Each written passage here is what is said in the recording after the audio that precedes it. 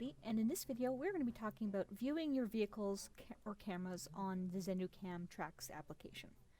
So the first thing you're going to need to do is log in, and the default screen you get is the map screen, where it will show you where all your vehicles are currently on the map, and we have a list of them over here on the left.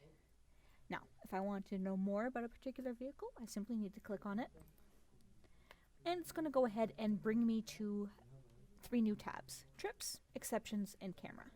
So we'll start with trips, and trips are just that, the trips they've taken. So you know where they were, when, what route they were, etc. And always the current date that we're looking at the data is always the current week. So if that's fine, we can leave it as is. Or if I need to take a look at a different time frame, I simply need to click on it and select whatever it is I need. But we'll stick with this week because it looks like we have some data. So let's say I want to know what they were doing on Sunday. So I'll just go ahead and click on Sunday. And you can see here, it's going to draw the trips that they did on Sunday. And so we can just follow along. And when I hover my mouse over the breadcrumb trail, you see it gives me some information. So it lets me know the date and time and their speed. So I can kind of get a glimpse of what was going on. And if I zoom in here, we can see the little arrows pointing in the direction that he was going. So if I were so inclined, I could follow along and see exactly where they were, what they were doing, and when. And our next is our exceptions.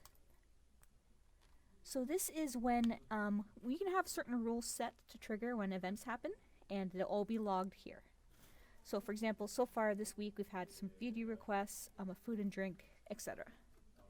So if I want to know more about a particular event, I simply need to click on it, and we get our incident overview, where you can see it starts playing the video that was captured.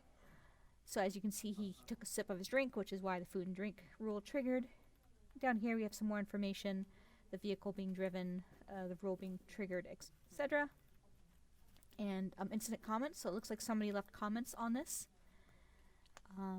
just for testing. So you can see if I wanted to, I can add comments, that way the driver will receive whatever coaching they need. And lastly, our speed acceleration graphs and our incident map. So I can see how their speed was before and after the event, as well as where it occurred on the map. Okay, and that pretty much sums it up for viewing our vehicles on ZenduCAM.